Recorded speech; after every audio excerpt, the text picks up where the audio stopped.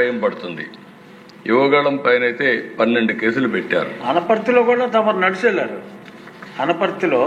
అనపర్తిలో నన్ను నిలిపేస్తే అనపర్తి వరకు నడిచి వస్తే మళ్ళా కేసులు పెట్టారు. దాంట్లో కూడా కేసులు పెట్టారు. 12 కిలోమీటర్లు నడిచి వచ్చా. అక్కడ కరెంట్ తీస్తే మళ్ళీ సెల్ ఫోన్లు వెలుగులో మీటింగ్ చేశారు. అక్కడ అది కూడా కరెంట్ అంతా కట్ చేస్తే సెల్ ఫోన్ వెలుగులు పెట్టి ఇక్కడే ఉన్నాడు మన రామకృష్ణారెడ్డి. అలాంటి సంఘటనలన్నీ జరిగాయి. దశ అచ్చెన్నాయుడు నేను చూసి ఆ రోజు ఆయన ఫైల్స్ ఆపరేషన్ చేసుకున్నాడు. అక్కడి నుంచి తీసుకొచ్చి ఇంత దూరం అంటే అంత దూరం తీసుకొచ్చి ఆయన ఎన్ని హెరాచయాలు చేసి ఆ కేసు ఏంటి ఏమి ఒక లెటర్ ఇచ్చాడనో ఏదో ఒకటి పెట్టేసి ఆయన హెరాస్ చేసే పరిస్థితికి వచ్చారు. కొల్లు రవీంద్ర ఎవరో చనిపోతే ఈయన పిఏ ఆయనతో మాట్లాడాడు కాబట్టి ఈయన అటెంప్ట్ మర్డర్ కేసులో ఈయన వచ్చేసాడు.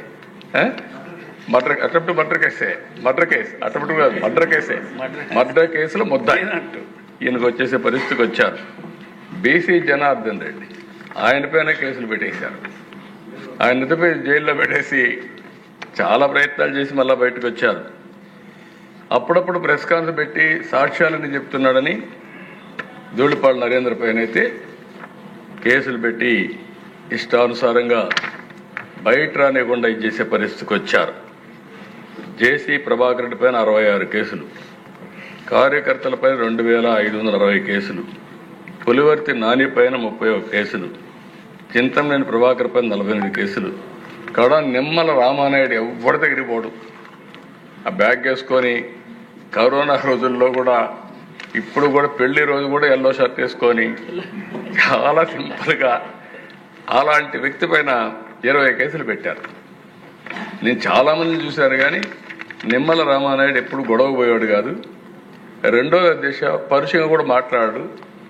కరోనా సమయంలో కూడా బ్యాగ్ వేసుకొని నిత్యావసర వస్తువులు తీసుకుని ఇంటింటి దగ్గర ఇచ్చేసి వచ్చే పరిస్థితి ఉండే వ్యక్తి. దేవినేని ఉమా పైన 27 కేసులు, ఆంజనేయుల పైన 16 కేసులు, అయ్యన్న పత్రుల పైన 14 కేసులు, బీటెక్ రవి కొన్ని చెప్పుకోలేకపోయారు 14 కేసులు, కోన రవికుమార్ పైన 15 కేసులు, కాలువ శ్రీనివాసుల పైన 14 కేసులు.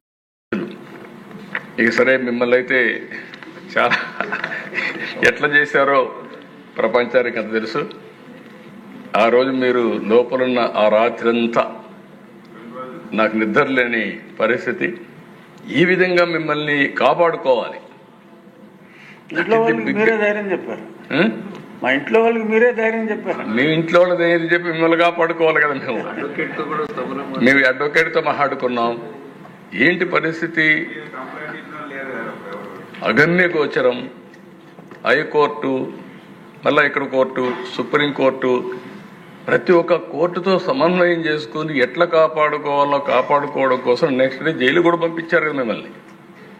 కొట్టిన తర్వాత కూడా జైలుకి పంపించేసి మళ్ళీ అప్పుడు రాకపోతే ఆ జైల్లోనే ఏదో చేసి అనుకుంటే పెద్ద ప్రయత్నాలు చేసి అక్కడి నుంచే కదా మీకు సాయంత్రానికి మీకు ఆర్డర్స్ తెప్పించి హైదరాబాద్ మిలిటరీ హాస్పిటల్ పంపించి అక్కడ చెక్ చేస్తే మొత్తం వాస్తవాలన్నీ బయట పెట్టి అక్కడి నుంచి మీకు బెయిల్ ఇచ్చే పరిస్థితి, బయట వచ్చే పరిస్థితికి వచ్చారు. అది ఒక భయంకరమైనటువంటి పరిస్థితులు. ఒక్కొక్కరినైతే జేసీ ప్రభాకర్ని 45 సార్లు అరెస్ట్ చేశారు. చింతని ప్రభాకర్ని 15 సార్లు అరెస్ట్ చేశారు. అచ్చెన్నాయుడిని అరెస్ట్ చేశారు. కొల్లు రవీంద్ర, బీసీ జనార్దన్ రెడ్డి, ఉమా, ధూళిపాడ అందరినీ. అంటే ఇక్కడ మనం సభ్యులుగా అర్థం చేసుకోవాల్సింది కొన్ని ఇండస్ట్రీస్ కూడా ఒక పక్క రాష్ట్రంలో మీ మీద కడాన మీరు చూస్తే ఎంత భయంకరంగా జరిగాయంటే రాజధాని అమరావతి రైతులు మహిళా రైతులు ఎన్ని అసభ్యకరమైన కేసుల దేశ కడాన డ్రోన్స్ ఎగరేశారు వాళ్ళ బాత్రూముల పైన. దానికంటే భయంకరమైన సంఘటన ఒకటి ఉండదు. అలాంటి సంఘటనలు చూసాం. వాళ్ళు న్యాయస్థానం టు దేవస్థానం ఒక ప్రోగ్రాం పెట్టుకుంటే ఆ ప్రోగ్రాం జరగనీయకుండా చేయడం కోసం ఎక్కడ చూసినా అటాక్ చేసి కడ నడి రోడ్లో కూర్చొని భోంచేశారు. చిన్న చిన్న సత్రాలు కానీ కమ్యూనిటీ హాల్స్ కానీ మ్యారేజ్ హాల్స్ ఇవ్వకపోతే రోడ్డు మీద మట్టిలో కూర్చొని భోంచేసిన సందర్భాలు అవన్నీ.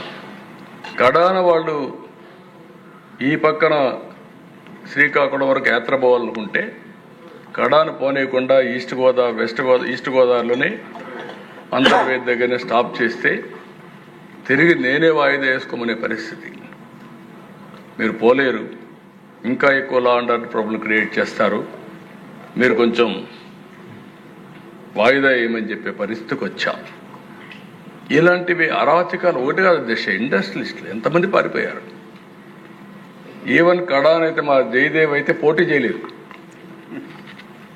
ఈజీగా గెలిచే వ్యక్తి వీళ్ళు చేసిన హెరాస్మెంట్. ఒక పక్క ఇండస్ట్రీ, ఇంకొక పక్క పాలిటిక్స్ వస్తే ఇండస్ట్రీ వదులుకోవాలి.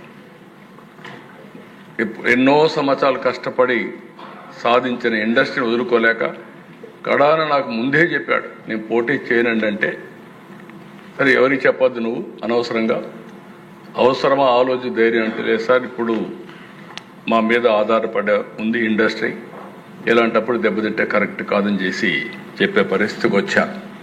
కడాన దశ సింగపూర్ గవర్నమెంట్ మీద, సింగపూర్ గవర్నమెంట్ ఉండే సభ్యులందరూ గుర్తుపెట్టుకోవాలి, ప్రపంచంలో మోస్ట్ రెస్పెక్టబుల్ గవర్నమెంట్ ఏదైనా ఉందంటే సింగపూర్. ఒకప్పుడు ట్రంప్, నార్త్ కొరియా కిమ్, ఎక్కడ నార్త్ కొరియా కిమ్ అనుకుంటాను, ఇద్దరికి చర్చలు పెట్టాలంటే ఎక్కడ పెట్టాలంటే సింగపూర్లో పెట్టారు.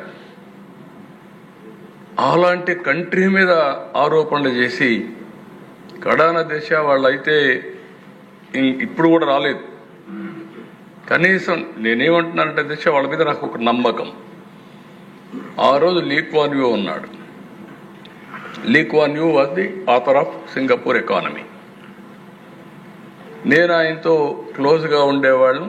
ఆయన పిఎంగా అయిన తర్వాత సీనియర్ మినిస్టర్గా ఉన్నప్పటి నుంచి వాళ్ళు ఏ విధంగా ఎంత రెస్పెక్టబుల్గా ఉంటారు. నేను పోయినప్పుడు ఇవన్నీ చూసిన తర్వాత చాలా గౌరవించి హైదరాబాద్ డెవలప్మెంట్కి సహకరించారు. నేను ఒకసారి అపోజిషన్లో ఉన్నప్పుడు సింగపూర్కి వెళ్ళి, అధికారం ఉన్నప్పుడు సింగపూర్ మొత్తం నైట్ క్లీనింగ్ ఎట్టు చేస్తారో చూసి, దేశంలో మొట్టమొదటిసారిగా హైదరాబాద్లో నైట్ క్లీనింగ్ ప్రవేశపెట్టిన గవర్నమెంట్ ఆ రోజు తెలుగుదేశం గవర్నమెంట్ అని చెప్పి కూడా నేను తెలియజేస్తున్నాను. ఆయన ఎవరైనా పోతే ఆ దేశానికి ఎప్పుడన్నా కలిస్తే, నేను ప్రపంచంలో చాలా దేశాలు మా దగ్గరికి వస్తారు, వాళ్ళు వచ్చి ఇక్కడ షాపింగ్, ముస్తఫా షాపింగ్ మాల్ ఉంది, అక్కడ పోయి కొనుక్కుంటారు ఏదైనా వస్తువులు ఇవి, లేకుంటే ఇక్కడ ఈ బ్యూటిఫుల్ టూరిజం స్పాట్స్ ఉన్నాయి, 3-4 రోజులు ఉండిపోతారు. కానీ ఫస్ట్ టైం ఒక రాత్రంతా అధ్యయనం చేసి ఇండియాకి వెళ్ళి